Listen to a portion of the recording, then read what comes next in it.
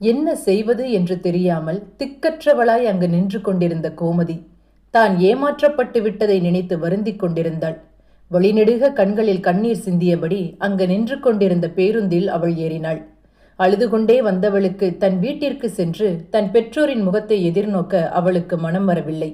அப்பொழுது பேருந்து நடத்துனரின் விசிலின் சத்தம் கேட்டவுடன் பேருந்தில் இருந்து கீழே இறங்கிய கோமதி சுற்றும் முற்றும் பார்க்க ஊரே அடங்கியிருந்தது. அந்த இருளில் மக்கள் அனைவரும் உறங்கிய பின்பு பூச்சியின் ரீங்காரம் ஒலித்துக் கொண்டிருக்க தன் வீட்டின் பாதையை நோக்கி நடக்கத் தொடங்கினாள். கோமதி தன் வீட்டை அடைந்ததும் புதிதாக தன் வீட்டை பார்ப்பது போல ஒரு பார்வையை பதித்துவிட்டு கதவை மெதுவாக திறக்க அங்கே தன் பெற்றோர் மாணிக்கம் மற்றும் மரகதம் இருவரின் கூச்சல் சத்தம் கேட்டு பதறிப்போன கோமதி வீட்டின் மூலையில் திறந்திருந்த ஜன்னலின் வழியை எட்டி பார்க்க அங்கே இருவரும் மின்விசிறியில் ஒரு கயிற்றை கொண்டு தூக்கில் தொங்கிக் கொண்டிருப்பதை பார்த்ததும் அதிர்ச்சியில் உறைந்தவளாய் அங்கு கிடந்த கல்லை எடுத்து முதலில் பூட்டை உடைத்துவிட்டு வீட்டிற்குள் நுழைந்தாள். இருவரையும் தூக்கு கயிறில் இருந்து விடுவித்தபடி அவர்களை ஆஸ்வாசப்படுத்திவிட்டு குடிக்க தண்ணீர் கொண்டு வந்து கொடுத்தாள். ஆனால் தந்தை மாணிக்கம் தன் மகளிடமிருந்து தண்ணீரை வாங்கி குடிக்க மறுத்துவிட்டார். கோமதியும் என்ன செய்வது என்று தெரியாமல் தயங்கியபடியே நின்று கொண்டிருந்தாள். சிறிது நேரத்தில் மாணிக்கம் தன் மனைவி மரகதத்தை பார்த்து, என்னோட பேச்சை கேட்டு உன்னால நடக்க முடியுமா முடியாதா? எனக்கு இப்பவே ஒரு பதில் தெரிஞ்சாகணும். என் முடிவுக்கு கட்டுப்பட்டு இந்த வீட்டுல இருக்கிறதா இருந்தா அவ இருக்கட்டும், இல்ல இப்பவே நீயும் நானும் இந்த தூக்கில தொங்கி செத்துறலாம் என்று சொன்னதும் என்ன செய்வது என்று தெரியாமல் குழம்பி போய் நின்ற மகள் கோமதி தன் தந்தையின் முடிவுக்கு சரி என்று சம்மதம் தெரிவித்தாள். ஆனால் இரவு வேளை என்பதால் சத்தம் கேட்டு அங்கே வந்த பக்கத்து வீட்டுக்காரி பர்வதம் அங்கு நடப்பது அனைத்தையும் ஒட்டு கேட்டுவிடவே அதனை கவனித்த மரகதம், இங்கு நடந்தது எல்லாம் அந்த வத்தி கொளுத்தி பர்வதத்திற்கு தெரிஞ்சிருச்சா? இவ ஒருத்திக்கு தெரிஞ்சா போதுமே, ஓலையில புடிச்ச நெருப்பு மாதிரி ஊருக்கே தம்பட்டம் போட்டு சொல்லிடுவாளே. இனிமே என் பொண்ணோட வாழ்க்கை என்ன ஆகிறது? அவளை யாரு திருமணம் செஞ்சுக்க முன் வருவா என்று மரகதம் கண்களில் கண்ணீர் வடிக்க தன் மனைவியை பார்த்தவுடன் மாணிக்கம், இதுக்கு மேல நாம இந்த வீட்டுல இருப்பது சரியல்ல. நாம இனிமே இந்த ஊர்லயே இருக்க வேண்டாம். இந்த ஊரை விட்டு எங்கேயாவது கண்காணாத தேசத்துக்கு போயிடலாம் என்று குடும்பமாக முடிவு செய்தனர். மறுநாள் தன் வீட்டு விவகாரம் தன் உறவினர்களுக்கு தெரிந்துவிடுமோ என்ற பயத்தில் தன் வீடு நிலம் என்று அனைத்து சொத்துக்களையும் விற்றுவிட்டு அதிலிருந்து கிடைத்த பணத்தை கொண்டு வீட்டை முழுவதுமாக காலி செய்துவிட்டு புதிதாக வேறு ஒரு ஊருக்கு சென்று குடியேறினர். அங்கே புது புது மனிதர்களும் அந்த ஊரின் வரவேற்பும் அவருக்கு ஒரு வாழ்க்கையில் ஒரு மாற்றத்தை கொண்டு வந்தது. தன் நண்பன் மூலம் கிடைத்த ஆறுமுகம் என்ற பையனை தன் மகள் கோமதிக்கு திருமணம் செய்து வைக்க வேண்டும் என்று மாணிக்கம் நினைத்தார். ஆனால் மகள் கோமதியோ தாய் மரகதத்தை பார்த்து, அம்மா, என்னுடைய கடந்த கால வாழ்க்கையில் நடந்த துயர சம்பவத்தை எல்லாம் மாப்பிள்ளை வீட்டாரிடம் சொல்லி திருமணம் செய்வதுதான் சரி என்றாள். அவள் அப்படி சொன்னவுடன் தாய் மரகதம், ஏண்டி, உனக்கு ஏதாவது மரம் கலண்டு போச்சா? பெரியவனா, எனக்கு தெரியாது? எதை எந்த நேரம் யாருக்கிட்ட எப்படி சொல்லணும்னு எல்லாம் எனக்கு தெரியும்டி. நான் சொல்றத மட்டும் கேளு. நீயா முந்திரி கொட்ட மாதிரி எதையும் முன்கூட்டியே உளறி வைக்காத. இங்க பாரு, முதல்ல காஃபியை கொண்டு போய் மாப்பிள்ளை கிட்ட கொடு. தயவு செஞ்சு உன் வாயை திறந்து எதுவும் பேசிடாத தாயே என்று சொல்லிக்கொண்டே கையில் ஒரு தட்டில் தேநீரை கொண்டு வந்து தன் மகளிடம் கொடுத்து அதை மாப்பிள்ளை ஆறுமுகத்திடம் கொடுக்க சொன்னாள். மாப்பிள்ளை ஆறுமுகத்திற்கு கோமதியை பார்த்ததும் பிடித்து போய் விட்டது. இருவருக்கும் அடுத்த சுப முகூர்த்தத்திலேயே திருமணமும் நடந்தது. கோமதி தன் பெற்றோரின் கட்டாயத்தினால் ஆறுமுகத்தை வேண்டா வெறுப்பாக திருமணம் செய்திருந்தாலும் காலப்போக்கில் ஆறுமுகத்தின் அன்பும் அரவணைப்பும் கோமதிக்கு ஆறுமுகத்தின் மேல் காதலை வரவழைத்தது. அதன் பிறகு சிறிது நாட்களிலேயே கோமதியும் கர்ப்பமானாள். அன்று ஆறுமுகம் தனது இருசக்கர வாகனத்தை எடுத்துக்கொண்டு தனது அலுவலகத்திற்கு சென்றிருந்தார். அங்கே கோப்புகளை சரிபார்த்து கொண்டிருக்க அங்கே கணக்குகள் அனைத்தும் ஒன்றன் பின் ஒன்று முரணாக இருந்ததை கவனித்த ஆறுமுகம் உடனே தன்னுடன் பணி செய்யும் சேதுராமனை அழைத்து அதை பற்றி கேட்டபோது, என்ன இது, பர்ச்சேஸ் பில் எல்லாம் இப்படி கண்ணா பின்னான்னு உங்க இஷ்டத்துக்கு எழுதி வச்சிருக்கீங்க? மாசம் நம்ம ஆபீஸுக்கு என்ன 20 லட்சம் ரூபாய்க்கா நம்ம பர்ச்சேஸ் பண்றோம்? 5 லட்சம் ரூபாய்க்கு பொருளை வாங்கிட்டு 13 லட்சம்னு கள்ளக்கணக்கு எழுதி வச்சிருக்கீங்க. இந்த விஷயம் மட்டும் மேலிடத்துக்கு தெரிஞ்சா உங்க நிலைமை என்னவாகும் தெரியுமா என்று சொன்னவுடன் சேதுராமன், சார், எல்லாம் சரியாதான் சார் இருக்கும், நீங்க கொஞ்சம் நல்லா பாருங்க என்று பதிலளிக்கவே அதை கேட்டு கோபமான ஆறுமுகம், என்ன, எனக்கே நீ கிளாஸ் எடுக்கிறியா? நான் டெல்லியில் 10 வருஷமா இதே ஃபீல்டில் வேலை செஞ்சுட்டு வந்திருக்கேன். எனக்கு தெரியாதா? பொருளோட விலை என்னன்னு 5 லட்சம் ரூபாய்க்கு பொருளை பர்ச்சேஸ் பண்ணிட்டு 13 லட்சம் ரூபாய்னு எழுதி வச்சிருக்கீங்க. சொல்லுங்க, எத்தனை நாளா இந்த திருட்டுத்தனம் நடக்குது என்று கேட்டதும் பயத்தில் ஆடிப்போன சேதுராமன், சார், எதுக்கு சார் தேவையில்லாத இந்த வம்பு? உங்களுக்கு என்ன வேணுமோ அதை செய்ய நான் தயார் சார். இனிமே எதுவா இருந்தாலும் ஆளுக்கு 50-50 என்று சொன்னதும் ஆறுமுகம் மெதுவாக, அப்படியா? அப்படின்னா அடிச்ச பணத்துல 50% எனக்கு கொடுக்க நீங்க தயார், அப்படிதானே என்று கேட்டவுடன் சேதுராமன், சார், நீங்க என்ன கேட்டாலும் அதை நான் செய்ய தயார் சார். தயவு செஞ்சு இந்த விஷயத்த மேலிடத்துல மட்டும் ரிப்போர்ட் பண்ணிடாதீங்க சார் என்று சொன்னதும் அதை கேட்டு கோபமான ஆறுமுகம், திருடி தேனை குடிச்சவனுக்கு தேன்கூடு வேணும்னு கேட்டுச்சான் பெரிய தேனி. நீ கள்ளக்கணக்கு எழுதுனது போதாதுன்னு உன் கூட என்னைய கூட்டு சேர்த்துக்கலாம்னு நினைச்சியா? உன்னைய இப்படியே விட்டா நீ சரிப்பட்டு வரமாட்ட. உன்னை இப்பவே நான் மேலிடத்துல புகார் பண்ணி உன் சீட்டை கிழிச்சாதான் உனக்கெல்லாம் புத்தி வரும் என்று சொன்னவுடன் சேதுராமன் ஆறுமுகத்தின் காலில் விழுந்து, சார், எங்க அம்மாவுக்கு கிட்னி ஆபரேஷன் பண்ணணும் சார். கல்யாண வயசுல எனக்கு ஒரு தங்கை வேற இருக்கா. அதனாலதான் சார் பணத்துக்கு என்ன செய்வது என்று தெரியாமல் இப்படி ஒரு காரியத்தை செஞ்சுட்டேன். இந்த ஒரு முறை மட்டும் என்னை மன்னிச்சிருங்க சார். இனிமே இப்படிப்பட்ட ஒரு தப்ப நான் என்னைக்குமே செய்ய மாட்டேன் என்று சொன்னவுடன் ஆறுமுகம், அப்படின்னா உனக்கு பணத்தேவை இருந்தா இப்படித்தான் ஆபீஸ்ல கள்ளக்கணக்கு எழுதி உனக்கு வேண்டியதை நீ சாதிச்சுப்பியா என்று கேட்டதும் சேதுராமன், சார், இந்த ஒரு முறை மட்டும் சார் என்று கண்களில் கண்ணீர் வடிய ஆறுமுகத்தின் கால்களை பிடித்து கொண்டு மன்னிப்பு கேட்டுக் கொண்டிருந்தான். அதை பார்த்த இளகிய மனம் கொண்ட ஆறுமுகம், சரி சரி, உனக்கு கடைசியா ஒரு சான்ஸ் தரேன். நீ எடுத்த பணத்தை அடுத்த மாதம் 1ஆம் தேதிக்குள்ள நீ என் டேபிளுக்கு கொண்டு வந்து வைக்கணும். அதுக்கு மேல ஒரு நாள் தாமதிச்சாலும் உன்னோட முடிவை யாராலையும் மாற்ற முடியாது என்று கோபமாக சொல்லிவிட்டு அங்கிருந்து சென்று விட்டார். மறுநாள் காலை தன் கர்ப்பமான மனைவியை அழைத்து கொண்டு மருத்துவமனைக்கு செல்வதற்காக மருத்துவ கோப்புகள் மற்றும் மருந்து சீட்டுகளை ஒரு பையில் எடுத்து வைத்துக் கொண்டிருந்தார் ஆறுமுகம். அந்நேரம் காலிங் பெல் சத்தம் கேட்டு ஆறுமுகம் வேகமாக சென்று கதவை திறக்க அங்கே தன்னுடன் பணியாற்றும் சேதுராமனை பார்த்ததும் ஒரு நொடி ஆடிப்போனார். இவனுக்கு எப்படி நம்ம வீட்டு அட்ரஸ் தெரியும் என்று மனதிற்குள் நினைத்தவர் சேதுராமனை பார்த்து, எதுக்காக இங்கே வந்த என்று கேட்டவுடன் சேதுராமன், சார், நீங்க அக்கம் பக்கத்துல யாருக்கிட்டையும் பேச மாட்டீங்களா? உங்க பேரை சொன்னா இங்க இருக்கிற யாருக்குமே தெரியல. உங்க வீட்டு அட்ரஸ் கண்டுபிடிக்கிறதுக்குள்ள போதும் போதும்னு ஆயிருச்சு. வீட்டுக்கு வந்தவனை உள்ளவா என்று ஒரு வார்த்தை கூப்பிட மாட்டீங்களா சார் என்று சொன்னதும், இப்ப எதுக்காக இங்க வந்த? நான் ஹாஸ்பிட்டலுக்கு போகணும் என்று ஆறுமுகம் சொல்லிக் கொண்டிருக்க அதை கேட்டதும் சேதுராமன், என்ன சார், ஏதாவது பிரச்சனையா? உடம்புக்கு ஏதாவது சரியில்லையா என்று கேட்க உடனே ஆறுமுகம், என் மனைவியை ஹாஸ்பிட்டலுக்கு செக்கப்புக்கு அழைச்சிட்டு போகணும். சரி சரி, உள்ளவா என்று அவனை உள்ளே அழைத்து உபசரித்தார். உடனே ஆறுமுகம் சேதுராமனின் முகத்தை பார்த்து, இங்க பாரு, வீட்டுக்கு வந்து என்கிட்ட ஏதேதோ பேசி என்னை கன்வின்ஸ் பண்ணிடலாம்னு மட்டும் நினைக்காத.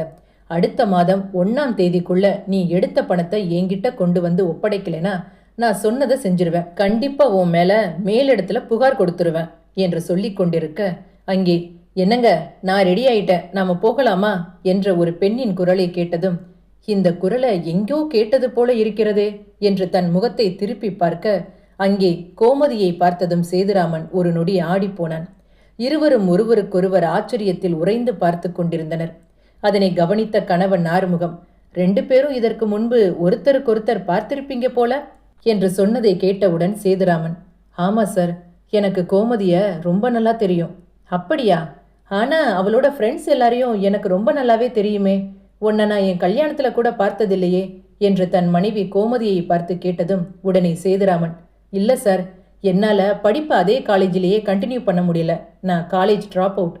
அதனால தான் 2 பேருக்கும் இடையில கொஞ்ச நாளாவே பேச்சுவார்த்தை இல்லை என்று சொல்லிக்கொண்டு கோமதியின் முகத்தை பார்த்து, இது எத்தனாவது மாசம் என்று கேட்டதும் கோமதி 8 என்று பதிலளித்ததும் அதை கவனித்த ஆறுமுகம், இங்க பாரு சேதுராமன், என்னுடைய மனைவி உனக்கு ஃப்ரெண்டு என்கிற காரணத்தினால என்னிடமிருந்து நீ எந்த ஒரு எக்ஸ்கியூஸும் எதிர்பார்க்காத.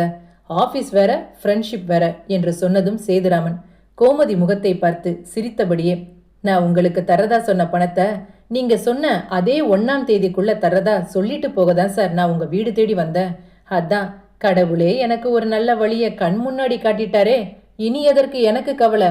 அடுத்த மாதம் 1ஆம் தேதி 8 லட்சம் ரூபாய் பணத்தை கொண்டு வந்து உங்க கையில ஒப்படைக்க வேண்டியது என்னுடைய பொறுப்பு என்று சொல்லிவிட்டு அங்கிருந்து சென்று விட்டான். பின்பு ஆறுமுகம் தன் மனைவி கோமதியின் முகத்தை பார்த்து, இவன் உன் ஃப்ரெண்டா? இவன் சரியான ஃப்ராடு பயலாச்சே. இவன் கூடலாம் எதுக்கு ஃப்ரெண்ட்ஷிப் வச்சிருக்க? முதல்ல இவன் ஃப்ரெண்ட்ஷிப்பை கட் பண்ண. இவன் ஆஃபீஸில் என்ன வேலை செஞ்சான் தெரியுமா? வா, போகிற வழியில் நாம பேசிட்டே போகலாம் என்று அவளை அழைத்து கொண்டு மருத்துவமனைக்கு சென்றார். மறுநாள் காலை கோமதி எப்போதும் போல தன் தாய் மரகதத்திற்கு தொலைபேசியில் அழைத்து பேசத் தொடங்கினாள். உடனே தன் மகளின் குரலில் இருந்த படபடப்பை உணர்ந்து கொண்ட மரகதம், என்ன ஆச்சு? ஏன் என்றைக்கும் இல்லாத திருநாளா இன்னைக்கு உன்னோட குரல்ல இப்படி ஒரு நடுக்கம் என்று கேட்டவுடன் மகள் கோமதி, அம்மா, நான் உன்கிட்ட அப்பவே சொன்னேன் இல்லையா, என் வீட்டுக்காரர்கிட்ட எந்த ஒரு விஷயத்தையும் மறைக்க வேண்டாம் என்று. எதுவா இருந்தாலும் வெளிப்படையா அவர்கிட்ட திருமணத்திற்கு முன்பே சொல்லிடலாம் என்று. ஆனா நீதான் என்ன சொல்ல விடாம தடுத்துட்ட. என்னடி, என்ன சொல்ற? இப்ப என்னதான் பிரச்சனை? எதுவா இருந்தாலும் புரியும்படியா தெளிவா சொல்லு என்று மரகதம் சொன்னதும், நீ மகள் கோமதி, நேத்து அந்த ஃப்ராடு பையன் சேதுராம என் வீட்டுக்கு வந்திருந்தான் என்று சொன்னதை கேட்டவுடன் மரகதம், அவனா? அவன் எதுக்காக உன்னை தேடி உன் வீட்டுக்கு வரணும்? உன் வீட்டு அட்ரஸ் அவனுக்கு எப்படிடி தெரியும் என்று கேட்டதும் கோமதி, எனக்கு என்னம்மா தெரியும் என்று சொல்ல உடனே மரகதம், ஆமா, மாப்பிள்ளைக்கு சேதுராமனை பத்தி ஏதாவது தெரியுமா என்று பதட்டத்துடன் மீண்டும் கேட்க உடனே மகள் கோமதி, நம்ம கிட்ட 3 லட்சம் ரூபாய் பணத்தை கையாடல் செஞ்ச மாதிரி ஆபீஸ்ல 8 லட்சம் ரூபாய் பணத்தை கையாடல் செஞ்சிருக்கான். எப்படியோ உன் மாப்பிள்ளைக்கு இந்த விஷயம் தெரிஞ்சு அதை மேலிடத்துல புகார் கொடுக்கணும்னு முடிவு செஞ்சிருப்பார் போல. இனிமே இப்படி செய்ய மாட்டேன், வர்ற மாதம் 1ஆம் தேதிக்குள்ள பணத்தை கொடுக்கறதா சொல்லி இருப்பான் போல. ஆனா எனக்கு என்னமோ ரொம்ப பயமா இருக்குமா.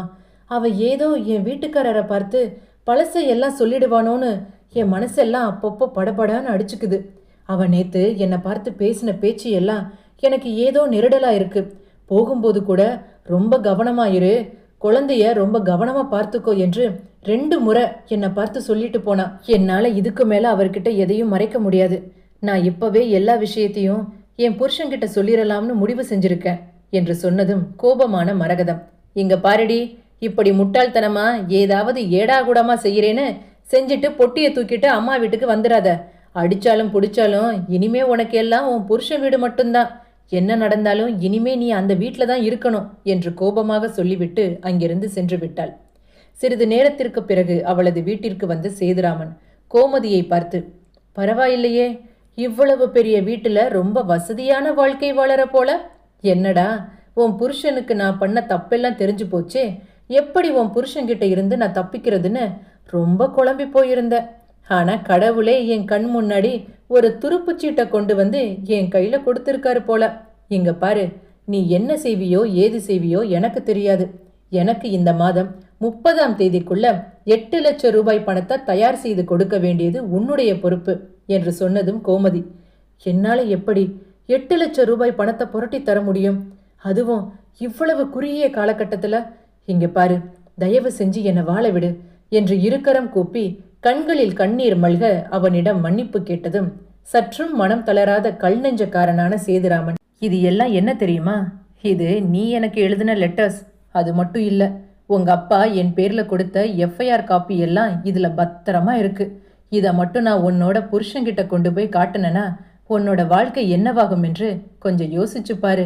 உடனே கோமதி சற்று யோசிக்க அதை பார்த்த சேதுராமன், நீ ரொம்ப யோசிக்க வேண்டாம், நானே உனக்கு ஒரு வழியையும் சொல்லித்தரேன். ஒன்று, உங்க அப்பா கிட்ட உன் புருஷனோட வேலைக்காக என்று சொல்லி 8 லட்சம் ரூபாய் பணத்தை வாங்கி கொடு. இல்ல, உன் புருஷன்கிட்ட உங்க அப்பாவுக்கு என்று சொல்லி 8 லட்சம் ரூபாய் பணத்தை ரெடி பண்ணி தர சொல்லு என்று சொல்லிவிட்டு அங்கிருந்து சென்று விட்டான். அவன் அங்கிருந்து சென்ற பின்பு கோமதி 4 வருடத்திற்கு முன்பு தன் நினைவுகளை பின்னோக்கி பார்த்தாள். அன்று கோமதி வேலை செய்யும் அலுவலகத்தில் சேதுராமனும் வேலை செய்து கொண்டிருந்தான். அன்று கோமதி அலுவலகத்திற்கு சென்ற சிறிது நேரத்தில் அங்குள்ள பணியாளர்கள் அனைவரும் தங்களால் முடிந்த உதவிகளை சேதுராமனுக்கு செய்து கொண்டிருந்தனர். பின்பு கோமதி அதை பற்றி விசாரிக்க, சேதுராமனின் தாயின் கேன்சர் மருத்துவ செலவிற்காக பணியாளர்கள் அனைவரும் தங்களால் முடிந்த பண உதவிகளை செய்து கொண்டிருக்கிறோம் என்று அவளிடம் தெரிவித்தனர். சிறிது நேரத்தில் அங்கே வந்த சேதுராமன் கோமதியை பார்த்து, எங்க அம்மாவுக்கு நாளைக்கு கேன்சர் ஆபரேஷன் இருக்கு, 3 லட்சம் ரூபாய் பணத்தை உடனடியாக கட்டணும் என்று டாக்டர் சொல்லிட்டாரு. இல்லை என்றால் எங்க அம்மாவை உயிரோடு பார்க்க முடியாதாம். 3 லட்சம் ரூபாய் பணத்துக்கு நான் எங்கே போறது மேடம்? என்னால எப்படி அவ்வளவு பெரிய தொகையை உடனே ரெடி பண்ண முடியும் என்று கண்களில் கண்ணீரை வடித்துக்கொண்டு அவளிடம் நல்லவன் போல நடித்து பேசிக் கொண்டிருந்தான். அவனின் நாடகத்தை உணராத கோமதியோ சேதுராமனின் மேல் இரக்கம் கொண்டு தன் வீட்டில் இருந்த 3,00,000 ரூபாய் பணத்தை தன் பெற்றோருக்கு தெரியாமல் சேதுராமனிடம் கொண்டு வந்து கொடுத்தாள். அன்று இரவு வேலை முடிந்ததும் வீட்டிற்கு சென்ற கோமதி, என்ன இது, வீட்ல இப்படி ஒரே சத்தமா இருக்கு என்று புலம்பிக் கொண்டே கதவை திறக்க அங்கே தந்தை மாணிக்கம் தன் தாய் மரகதத்தை கன்னத்தில் பலார் என்று அறைந்ததை உற்று நோக்கினாள். அதை பார்த்ததும் கோபமான கோமதி, அப்பா, எதுக்காக இப்படி அம்மாவை கண்ணா பின்னான்னு அடிக்கிறீங்க? அப்படி என்ன அம்மா தப்பு செஞ்சிட்டாங்க என்று கேட்டதும், உங்க அம்மா என்ன தப்பு செஞ்சாளா? என் கடைக்கு வாடகைக்கு கட்டுவதற்காக 3,00,000 ரூபாய் பணத்தை கொண்டு வந்து கொடுத்தா அதை எடுத்து அவங்க தம்பிக்கு கொடுத்திருக்கா என்று சொன்னதும் மரகதம், இல்லடி, அந்த 3,00,000 ரூபாய் பணத்தை நான் எடுக்கல. அந்த பணம் எங்கே போச்சுன்னே எனக்கு தெரியாதுடி. அந்த பணத்தை என் வீட்டு ஆளுங்களுக்கு நான் எதுவும் கொடுக்கலடி. நீயாவது என்ன கொஞ்சம் நம்புடி என்று தன் மகள் கோமதி முகத்தை பார்த்து பாவமாக சொல்லிக் கொண்டிருக்க, உடனே மகள் கோமதி தன் தந்தை மாணிக்கத்தை பார்த்து, அப்பா, அந்த 3,00,000 ரூபாய் பணத்தை நான் தான் என்னோட அலுவலகத்தில் வேலை செய்கிற சேதுராமனின் அம்மா மருத்துவ செலவிற்காக கொடுத்திருந்தேன். இன்னும் ஒரு வாரத்தில் உங்க 3,00,000 ரூபாய் பணத்தை நான் திருப்பி தந்துடுறேன்ப்பா என்று சொன்னதும் மாணிக்கம், பொண்ணு சொல்றத பார்த்தியா மரகதம்? அவ என்ன சொன்னான்னு கேளு. அவ கள்ளக்காதலனுக்கு 3,00,000 ரூபாய் பணத்தை அதுவும் வீட்டுக்கு தெரியாம கொண்டு போய் கொடுத்துட்டு வந்திருக்கா. இப்ப நம்ம கிட்டேயே நாடகம் ஆடுறா பாரு என்று பேசிக்கொண்டிருக்க, இரவு வேளை என்பதால் சத்தம் கேட்டு பக்கத்தில் உள்ள பர்வதம் வீட்டு வாசலில் வெளியே நின்றபடி அங்கு நடப்பதை ஒட்டு கேட்டு கொண்டிருந்தாள். அதனை கவனித்த மரகதம், இவ்வளவு நேரம் இந்த பர்வதம் இங்கு நடக்கிறது எல்லாம் ஒட்டு கேட்டுட்டு இருந்தாளா என்று சொல்லி முடிப்பதற்குள் அக்கம் பக்கத்தில் உள்ளவர்களுக்கு இந்த செய்தியை பரப்பத் தொடங்கினாள் பக்கத்து வீட்டுக்காரி பர்வதம். உடனே மாணிக்கம் தன் மகள் கோமதியை பார்த்து, இதுக்கு மேல உன் மகளை கல்யாணம் செஞ்சுக்க இந்த ஊர்ல யாரு வருவா என்று கோபமாக பேசிவிட்டு அங்கிருந்து கலைந்து சென்றார். இரவு 11 மணியளவில் சேதுராமனிடமிருந்து தொலைபேசி ஒளி விழித்ததும் தன் வீட்டில் நடந்தவற்றை சேதுராமனிடம் தெரிவித்த கோமதியை பார்த்து, என்னால தானே உங்களுக்கு இவ்வளவு பெரிய பிரச்சனை. நாளைக்கே உங்க வீட்டில் உள்ள பொருளையும் நகையையும் எடுத்துட்டு நீங்க வந்துருங்க. உங்களை கல்யாணம் செஞ்சுக்க யாரும் இல்லை என்று நீங்க வருத்தப்பட வேண்டாம். உங்களை கல்யாணம் செஞ்சுக்க நான் இருக்கேன். உங்க கழுத்தை தாலி கட்ட நான் கொடுத்து வச்சிருக்கணும் என்று சொல்லிவிட்டு அழைப்பை துண்டித்தான். அவன் சொன்னதை கேட்டு நம்பிய கோமதியோ மறுநாள் காலை நேராக தன் அலமாரிக்கு சென்று தனக்கான தங்க நகைகளையும் தங்க ஆபரணங்களையும் எடுத்துக்கொண்டு செல்லலாம் என்று முடிவு செய்திருந்தாள். ஆனால் பெற்றோரே வேண்டாம் என்று உதறி தள்ளிய பிறகு அவர்கள் கொடுத்த நகையும் பணமும் மட்டும் எதற்கு என்று எண்ணியவள் தான் அணிந்த உடையுடன் அவன் சொன்ன கோவிலுக்கு தன் காதலனை நம்பி சென்றாள். அங்கே கோமதியை பார்த்ததும் சேதுராமனின் நண்பன், என்னடா கையில எதுவும் இல்லாம இப்படி வெறுங்கையை வீசிட்டு வராளே என்று கேட்டதும் நேராக வந்தவன் கோமதியை பார்த்து, கோமதி, வீட்ல இருந்து எந்த நகையையும் நீ எடுத்துட்டு வரலையா என்று கேட்க, உடனே கோமதி, பெற்றோரே வேண்டாம் என்று உதறி தள்ளியாச்சு. பிறகு எதற்கு அந்த நகை பணம் எல்லாம்? திருமணத்திற்கு பிறகு நீயும் நானும் அவர்களுக்கு முன்பு வாழ்ந்து காட்டணுமே தவிர இந்த திருட்டு பட்டம் நமக்கு எதற்கு என்று சொன்னதும் சேதுராமன் ஒரு நிமிடம் என்று அவளிடம் சொல்லிவிட்டு சென்றவன்தான். இரவு 9 மணி ஆன பின்பும் கூட அவன் அங்கு மீண்டும் வரவில்லை. உடனே கோவிலில் உள்ள அர்ச்சகர் கோமதியிடம் வந்து, அம்மாடி, கோயில்ல நடசாத்திர நேரமாயிடுத்தோ. இதுக்கு மேல கோயிலுக்குள்ள யாரும் தங்கக்கூடாது. ஊருக்கு கடைசி பஸ் 11 மணிக்கு தான். விட்டா விடிஞ்சா காலையில 8 மணிக்கு தான் அடுத்த பஸ். முதல்ல கிளம்பி ஆத்துக்கு போற வழிய பாருமா என்று சொன்ன ஞாபகம் அவள் கண்முன்னே வந்து சென்றது. என்ன செய்வது என்று தெரியாமல் தடுமாறிய அவள் தலைவிரி கோலமாய் முகமெல்லாம் வீங்கியபடி கண்கள் சிவந்து அங்கிருந்த ஒரு நாற்காலியில் அமர்ந்திருந்தாள். அந்நேரம் வீட்டிற்கு வந்த கணவன் ஆறுமுகம், என்ன இது, இவ்வளவு நேரமாச்சு, இன்னும் வீட்டுல லைட்டு கூட போடாம அப்படி என்னதான் செய்யற என்று கேட்டுக்கொண்டே உள்ளே நுழைய, அங்கே தன் மனைவி கோமதியின் முகத்தை பார்த்ததும், ஏதாவது உடம்பு சரியில்லையா? ஏன் இப்படி கண்ணமெல்லாம் வீங்கி போயிருக்கு? கண்ணெல்லாம் இப்படி சிவந்து போயிருக்கு? ஹாஸ்பிட்டல் போகணுமா என்று அக்கறையுடன் கேட்டதும், இப்படிப்பட்ட கணவனிடம் இருந்து நாம் உண்மையை சொல்லாமல் மறைத்து விட்டோமே என்ற குற்ற உணர்ச்சியில் கோமதி ஆறுமுகத்தின் முகத்தை பார்த்து, என்னங்க, நான் உங்ககிட்ட ஒரு முக்கியமான விஷயம் பேசணும். முக்கியமான விஷயமா? என்ன என்று ஆறுமுகம் கேட்க, உடனே கோமதி கண்களில் இருந்து கண்ணீரை சிந்தியபடி, எனக்கு சேதுராமனை திருமணத்திற்கு முன்பே ரொம்ப நல்லா தெரியும் என்று சொன்னதும் ஆறுமுகம், அதான் அன்றைக்கே நீ சொன்னியே, இதுதான் நீ சொல்ல வந்த முக்கியமான விஷயமா? நான் கூட வேற என்னமோ நினைச்சேன் என்று மீண்டும் கேட்க, கோமதி, சேதுராமனை நண்பனா இல்ல, ஒரு காதலனா எனக்கு ரொம்ப நல்லா தெரியும் என்று சொன்னதும் ஆறுமுகம் ஒரு நொடி ஆடிப்போனார். என்ன சொன்ன? சேதுராமன் உன்னுடைய முன்னாள் காதலனா என்று ஆச்சரியத்தில் மூழ்கியவர் தன் மனைவி கோமதியின் முகத்தை பார்த்து, நீ சொல்றதெல்லாம் உண்மையா என்று தன் மனைவியின் முகத்தை பார்த்து மீண்டும் கேட்க, உடனே கோமதி, நானும் சேதுராமனும் ஒரே அலுவலகத்தில் தான் வேலை செஞ்சோம். அன்று சேதுராமனின் தாய்க்கு கேன்சர் என்று என்னிடம் பொய்யாக நாடகமாடியவனின் பேச்சை நம்பி 3,00,000 ரூபாய் பணத்தை என் வீட்டில் உள்ள யாருக்கும் தெரியாமல் அவனிடம் கொண்டு சென்று கொடுத்தேன். இந்த உண்மையை தெரிந்த என் தந்தையோ சேதுராமனுடன் என்னை இணைத்து வைத்து பேச, வேறு வழியின்றி சேதுராமனை நான் திருமணம் செய்து கொள்ளலாம் என்று அவன் சொன்ன கோவிலுக்கு சென்று பார்த்தேன். ஆனால் கைகளில் நகையின்றி மேலே போட்ட ஆடையுடன் சென்றதும் என்னை பார்த்த அவன், என்னால் அவனுக்கு இனிமேல் எந்த ஒரு பிரயோஜனமும் இல்லை என்பதை புரிந்து கொண்ட அந்த நயவஞ்சகன் என்னை அந்த கோவிலில் அப்படியே விட்டுவிட்டு அங்கிருந்து சென்று விட்டான். அதன் பின்பு சேதுராமனால் திருமணத்திற்கு பின்பு என் வாழ்க்கையில் ஏதேனும் புயல் வந்து விடுமோ என்ற பயத்தில் என் தந்தை 3,00,000 ரூபாய் பணத்தை எடுத்துக்கொண்டு என் மகளை திருமணம் செய்து கொள்வதாக ஆசை வார்த்தை காட்டி என்னை ஏமாற்றியதாக சொல்லி சேதுராமனின் மேல் காவல்துறையில் புகார் கொடுத்தார். ஆனால் அன்று நம் வீட்டில் சேதுராமனை பார்த்த அந்த நொடி என் உலகமே எனக்கு நின்று போய்விட்டது. அதை கேட்டதும் கணவன் ஆறுமுகம், இவ்வளவு நடந்திருக்கு, இதையெல்லாம் ஏன் நீ என்கிட்ட முன்கூட்டியே சொல்லல என்று கேட்டதும் உடனே மனைவி கோமதி, சொன்னா நீங்க என்ன வெறுத்துருவீங்களோன்னு பயத்துலதான் நான் எதுவும் சொல்லல என்று சொன்னதும், அப்படியா, அப்ப இப்ப மட்டும் எதுக்காக என்கிட்ட இதை வந்து சொன்ன என்று ஆறுமுகம் மீண்டும் கேட்க, 2 நாளைக்கு முன்பு சேதுராமன் நம் வீட்டிற்கு வந்திருந்தான். 8,00,000 ரூபாய் பணத்தை கொடுக்காவிட்டால் இந்த உண்மையை உங்களிடம் சொல்லிவிடுவதாக என்னை மிரட்டிவிட்டு சென்றான். யாரோ ஒருவன் சொல்லி என் கணவருக்கு என் கடந்த கால வாழ்க்கை பயணம் தெரிவதற்கு பதிலாக அதை நானே சொல்லிவிடலாமே என்ற எண்ணத்தில்தான் இப்போது என் கடந்த கால வாழ்க்கை பயணத்தில் நடந்த அனைத்து கொடூர விஷயங்களையும் உங்களிடம் என் மனதை கல்லாக்கி கொண்டு சொல்ல துணிந்து விட்டேன் என்று கூறினாள். அதை கேட்டதும் கணவன் ஆறுமுகம், உன்னோட வாழ்க்கையில இவ்வளவு பெரிய விஷயம் நடந்திருக்கு, இதை நீ திருமணத்திற்கு முன்பே சொல்லியிருக்கலாமே என்று கேட்டதும் கோமதி, நானும் எத்தனையோ முறை திருமணத்திற்கு முன்பே உங்களிடம் இதை சொல்ல வேண்டும் என்று பல முறை நான் முயற்சி செய்தும் கூட என் தாய் என்னை சொல்ல விடாமல் தடுத்து விட்டாள். இந்த உண்மை தெரிந்தால் நீங்கள் என்னை திருமணம் செய்ய மறுத்து விடுவீர்கள் என்று எண்ணி என் தாய் என்னை தடுத்து விட்டாள் என்று கூற, அதை கேட்டதும் ஆறுமுகம், வாழ்க்கையை வாழப்போறது நீயும் நானும் மட்டும்தானே, உங்க அப்பாவும் அம்மாவும் நம்ம வாழ்க்கையை வாழப்போறது இல்லையே. சரி, திருமணத்திற்கு முன்புதான் ஏதோ ஒரு காரணத்திற்காக எல்லாத்தையும் நீங்க மறைச்சிட்டீங்க. அட்லீஸ்ட் திருமணத்திற்கு பிறகாவது நீ இதை என்னிடம் சொல்லியிருக்கலாமே. நான் உன்னிடம் எதையாவது மறைச்சிருக்கனா?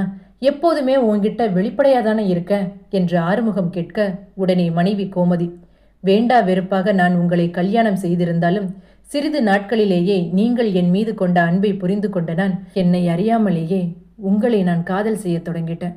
இந்த உண்மை மட்டும் உங்களுக்கு தெரிந்தால் என்னை நீங்கள் பிரிந்து சென்று விடுவீர்களோ என்ற எண்ணத்தில் என் மனம் உங்களிடம் இந்த உண்மையை சொல்ல விடாமல் தடுத்து விட்டது என்று கூற, அதை கேட்டதும் ஆறுமுகம், அப்படியென்றால் இப்போது சொல்ல வேண்டிய தேவை கட்டாயம். அதனால் வேறு வழியின்றி உன் கடந்த கால வாழ்க்கையை பற்றி என்னிடம் தெரிவித்து விடலாம் என்று தைரியத்தை வரவழைத்து கொண்டு உண்மையை சொல்லியிருக்க என்று சொன்னதும் கோமதி, இதற்கு மேல் தன் கணவனிடம் எதையும் பேசி புரிய வைக்க முடியாது என்று நினைத்தவள் தன் பெட்டியை எடுத்துக்கொண்டு தன் தாயின் வீட்டிற்கு சென்றாள். மறுநாள் காலை அலுவலகத்திற்கு சென்ற ஆறுமுகம் பாவமான முகத்துடன் தன்னுடன் பணியாற்றும் சேதுராமனை பார்த்து, சேதுராமா, நான் உன்கிட்ட தனியா ஒரு விஷயம் பேசணும். எனக்கு ரொம்ப அர்ஜெண்டா ஒரு 10,00,000 ரூபாய் பணம் தேவைப்படுது. நீ எப்போதும் போல ஒரு பொய்க்கணக்கு எழுதி எனக்கு ஒரு 10,00,000 ரூபாய் பணத்தை மட்டும் ரெடி பண்ணி தர முடியுமா என்று கேட்டதும் சிறிது நேரம் யோசிக்க, உடனே சேதுராமனை பார்த்து ஆறுமுகம் மீண்டும், இங்க பாரு, நீ எனக்கு அந்த 8,00,000 ரூபாய் பணத்தை எல்லாம் கொடுக்க வேண்டாம். உன் மேல நான் மேலிடத்துல எந்த ஒரு புகாரும் தெரிவிக்க போறதில்ல.